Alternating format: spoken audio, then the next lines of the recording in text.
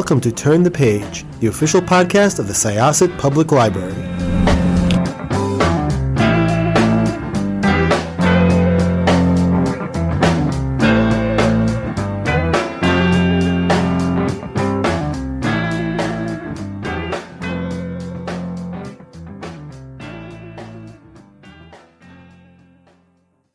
Hi, this is Jessica with Turn the Page podcast, Syosset Public Library, and our guests today are... Sure, I'm Meghan Arcuri. I am an author, and I also am the vice president of the Horror Writers Association, and I am here with... I'm Carol Gyzander. I am a writer and editor of science fiction and horror and other creepy, interesting things. And I'm also the co-coordinator of the New York chapter of HWA, Horror Writers Association. So it's fun to have both of you here, especially during these cold months, because I'm curious. So tell us about the HWA. I know in general, people consider horror a Halloween thing. Yeah, well, horror is an all year round thing. Agreed. I think we can all relate to that. Specifically, the Horror Writers Association is a nonprofit organization of writers and also publishing professionals around the world dedicated to promoting dark literature and the interests of those who write it. And we have just about 1,800 members, which is about a 200-person increase from what we had last year. So we're really seeing some nice growth recently. One of the things I'd love to talk about is how or who is allowed to be a member. As the vice president, one of my roles is to run the Twitter account. And I often see people kind of, bemoaning the fact that, I don't have enough sales. I'd love to be a member of the HWA, but I can't do it because I haven't made a professional sale or any sales or anything like that. And I'm always like, no, you can join, you can totally join, because we have 5 levels of membership. And the first level is called the supporting membership. And really that's just for anybody who is a fan of horror. So you don't have to have a professional sale. You don't have to have a non-professional sale. You don't have to have anything written. You can either just simply enjoy horror and the horror writing community, or you can be just at the beginning of your career, because there are a lot of things that the HWA can offer. We do also have a next level for it's called the associate level, and that is not a professional level either. That's maybe somebody who's had a couple of non-professional rate sales, and would also, want to be a member too. And then of course we have active members who are the professional rates. But in addition to that, let's say you're not a writer at all, but you're a librarian or you're an editor or a publisher, you can join as well. Or if you're an academic person, you are a professor, you teach this kind of thing, there's a level for you as well. So please consider joining if you'd like. Just check out our website. It's horror.org. And there are a lot of benefits to being a member. One of the big ones, I think, is our mentor program. So if you are somebody who hasn't had a lot of experience with either writing or selling your stories, because selling your stories is a whole other different world than actually writing it. Joining our mentor program is super helpful. There are a lot of really great people, really great mentors with a lot of knowledge who want to work with you and share that knowledge with you. We also have a number of scholarships and grants, which actually are for members and non-members alike. For example, we just started the diversity grants this year, and we awarded 6 of those, and it was really successful. They had a ton of really great applicants. They hated only being able to choose 6, but it was really great. We were just happy to add that to our lineup of scholarships and grants. And then there are other things like discounts for programs like Horror University, which is a new thing that we've kind of started online, which we offer workshops for people that are led by some of the best in the business, like Jonathan Mayberry, Lisa Morton, Linda Addison, who's going to be reading with us when we do this program for you guys. I'm excited. And you can, it was the Horror University is like, it's their online workshops, and with Zoom, it's been great because everybody's used to using it. So you just log on for an hour and a half, 2 hours, and just learn from the best. So, and as a member, you would get a discount, and there are various other things I could go on and bore you to tears, but there, I'm definitely an advocate. It's a great way to meet people. It's a great way to network. I've met so many wonderful, helpful people. And you would, I mean, horror writers are truly some of the kindest, funniest, most generous people I have met. And I, having been part of the Horror Writers Association has really, allowed me to meet more and more people like that. So I hope people can join us if they would like to. I agree. I came to one of the horror readings that the HWA New York chapter did in New York City 3-4 years ago, and everybody was so friendly and so helpful and so nice, and the readings were fun. I thought, well, I don't really write horror. Well, turns out I do, but there you go. But I've been involved with a number of different writing communities, and all writers are interesting to me and fun, but the horror writing community, and the HWA in particular, is friendly and supportive. And I personally think it's because we get some of those demons out of our head and onto the paper or onto the screen, and they don't have to stay and fester inside. So it's a friendly, group of people. And I've been doing just what Meghan said. I started out as, one of the very low levels. I've been working my way up as I sell more things, which is fun and a little bit of incentive. And really the only difference between being an active member and any of the other members, active members can do the final votes on the Bram Stoker Awards, but the other levels can do everything up until the final voting. So otherwise I can do anything in HWA, until I become a full active member. How did you both get into horror? And tell me a little bit about why women in horror is so important. Well, let me talk about the Women in Horror first, and then we'll talk about how the two of us got there. The Women in Horror Month organization, it's a grassroots organization that's been going on for over a decade. And the idea is to take 1 month and specifically pay attention to women who do these really fascinating creative things in horror, whether it's writing books and short stories, whether it's writing scripts, screenplays, whether it's acting, whether it's producing, making films, all of the things that go on, the artwork as well. We know in our society that many times people assume that men are the ones with the power, the ones who do things, but women are extremely creative and have an interesting, fascinating voice that's worth listening to and worth paying attention to. And that's the whole point of the month. There's quite a few activities and readings and focus things, interviews, book specials. There's lists of books out there that you can go read if you're interested. And that's one of the things we'll talk about when we get to the bigger event that we're doing. Yes. On the 25th. Yeah. How did you get into horror? When did you start consuming horror and such? Meghan? I think Carol kind of touched on it a little bit. I have not always been a horror writer. I haven't always been a writer for that matter. I used to be a math teacher. And then when I got pregnant, we decided I'd stay home and raise the kids. And sometimes that's a very isolating thing. And so I would just spend a lot of time reading, and I read. And I read a lot of urban fantasy and paranormal romance even, and it was a lot of fun. And at one point I was like, oh, hey, I can do this. Let me try. And of course I tried, and I was like, oh, wow, this is a lot harder than I thought. And my husband actually really liked Repairman Jack by F. Paul Wilson. Mm-hmm. And he was like, that guy who writes Repairman Jack does this boot camp, and, it's like a 3-day workshop, and you should go, and blah, blah, blah. And it's called Borderlands Boot Camp, and it's run by Tom Monteleone. And then F. Paul Wilson and Doug Winter and Ginger Buchanan are usually instructors there. And so I went, and I was, bringing this little like urban fantasy tame thing. And, it was a room full of horror writers because Tom, Paul, and Doug are all like major players in the horror writing community. And so I just it was a total networking thing. I met all these people, and they were like, hey, you should write horror, try, submit to this anthology. And I was like, horror, huh?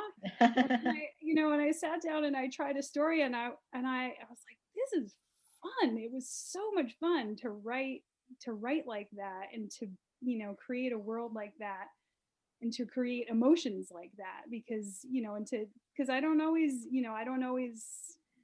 sometimes you kind of learn that, like, oh, the anger and the fear and the whatever are bad, and you kind of shove them down. But when you're writing a story, it's just allows you to just do it in a really safe space, and it's a lot of fun. So that was kind of the beginning of it for me, and then it just kind of went from there. One thing led to another. More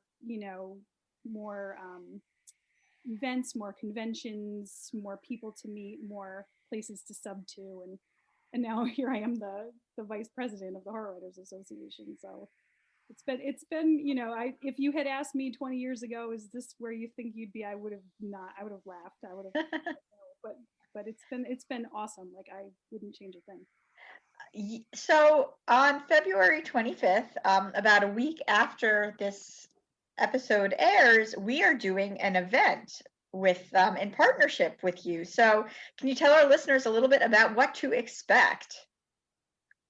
Oh, we have some great folks lined up to come and read with you. Well, I'm going to say that because the two of us are reading, of course.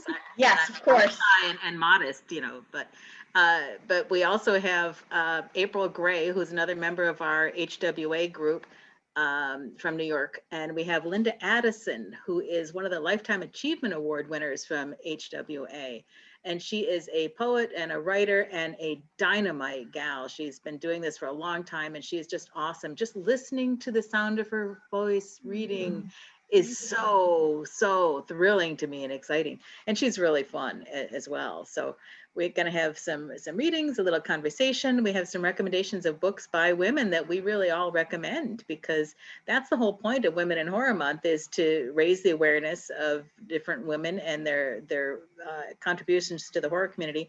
And in this one, we're focusing on writing, the writing and reading and such. So many really good horror novels written by women, and have been for a time to come. And it's so interesting, Meghan, that you mentioned the isolation of being home with children.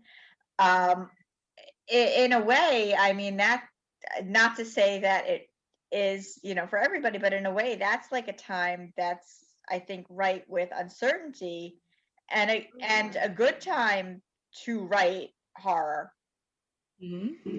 Yeah, I agree. I mean, because first of all, you're spending a lot of time. I mean, yes, there are other beings in the house with you, but they're either they're infants or they're very young, and you can't communicate with them the same way you would an adult. So it feels like you're alone a lot of the time. So you're spending a lot of time maybe in your own head, asking a lot of questions that you normally wouldn't be asking yourself.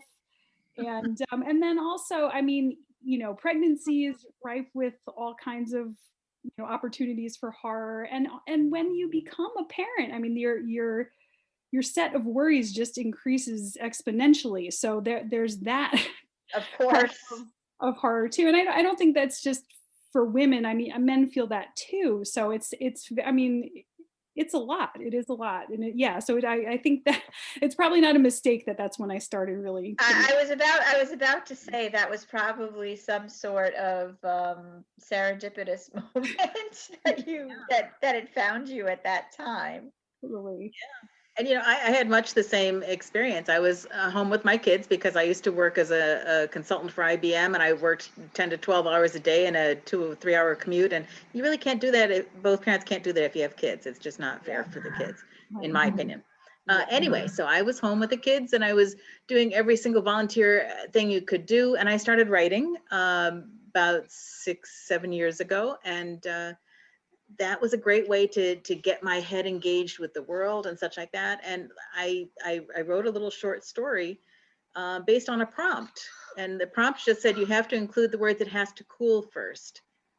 And I thought, okay, what has to cool? Well, why does it have to cool? What's going to happen then? And that's the basis of the story that I'm going to read next week, but the other part of my experience towards the end of my time, when I was just an at-home person, I was also a caregiver for both of my parents through Alzheimer's. And there's so many things. It's very much like child rearing, but there's so many things that go through your head as you're doing all the things you must do to care for children, to care for adults in difficult circumstances.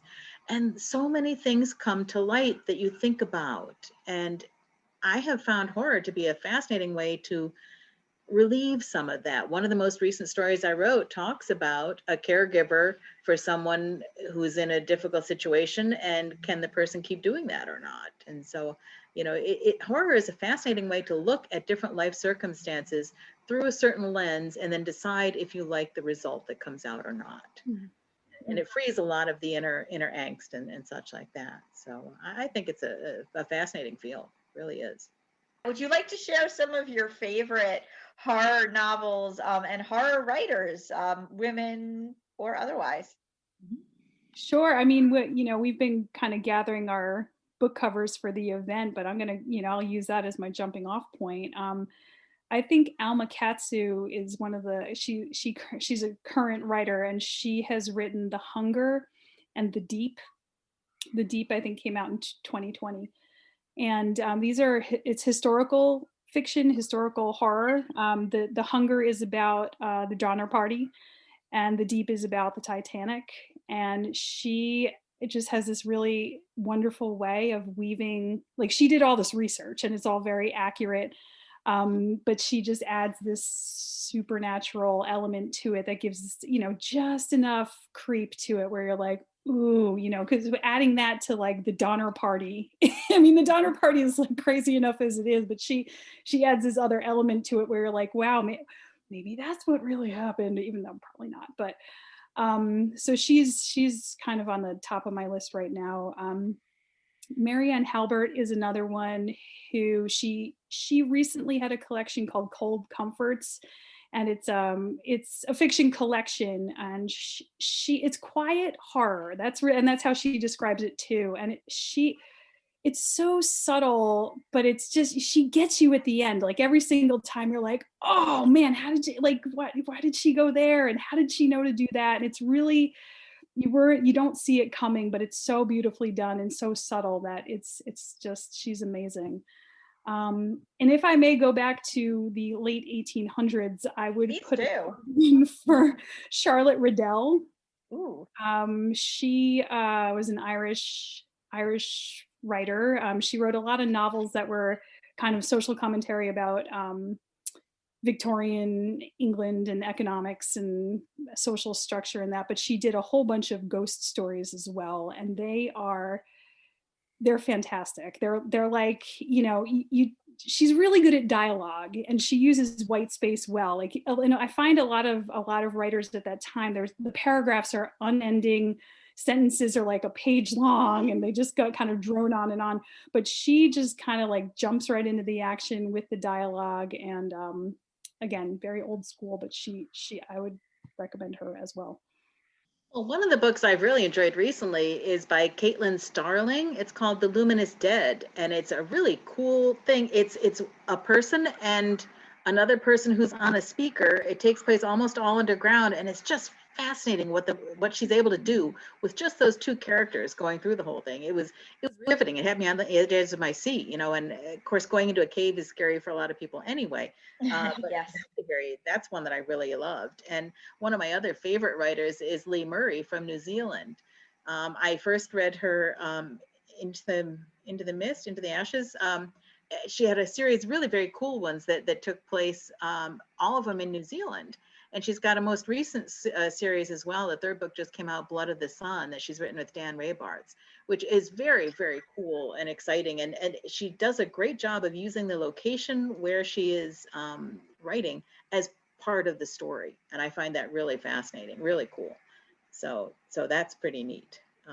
And she's just read with us recently with our Galactic Terrors reading series that we do with the HWA New York on the second Thursday of every month. So Lee was one of our readers just recently.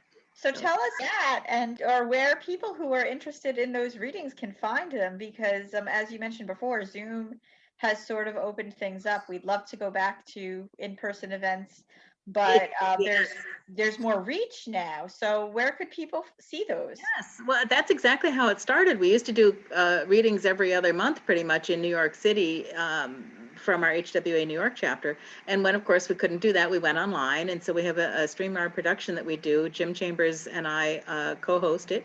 It's on the second Thursday of every month at 8 o'clock Eastern Time. You can look at hwanewyork.org for information about it. That's the easiest thing to say out loud on a site.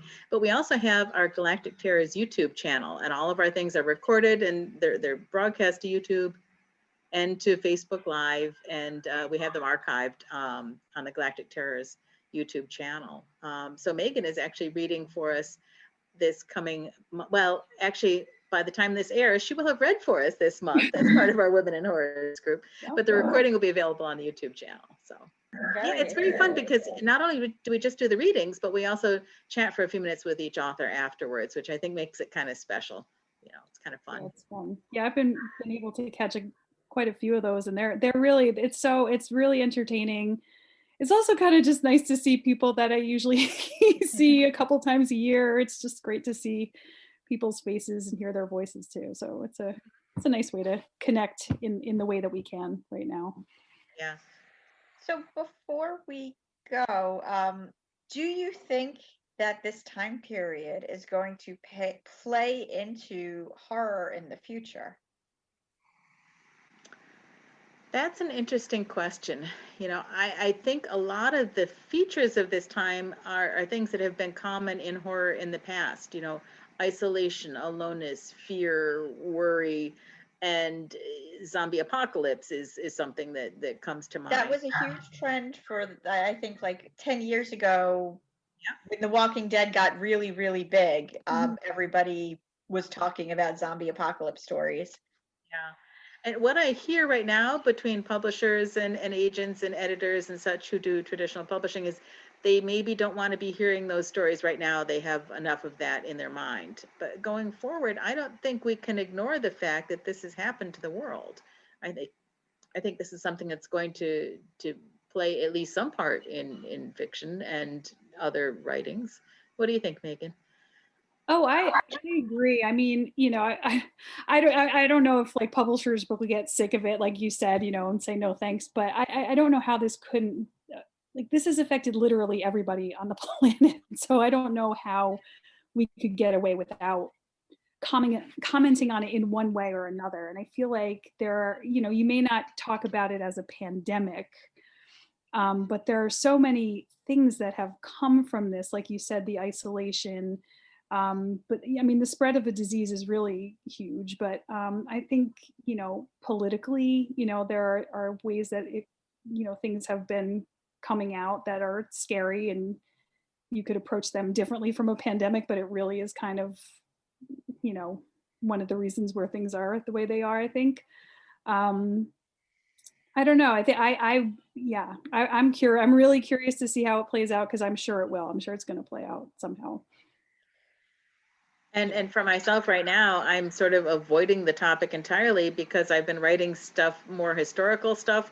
I wrote a cryptid novella that takes place in 1969 and 1939, and I'm writing a post-apocalyptic, feminist-centered horror tale, which is sometime in the near future. So clearly something has happened, but that's not what the story's about. You know, it's afterwards that we're looking at. So I think that both of those sound awesome, and I would love to read them.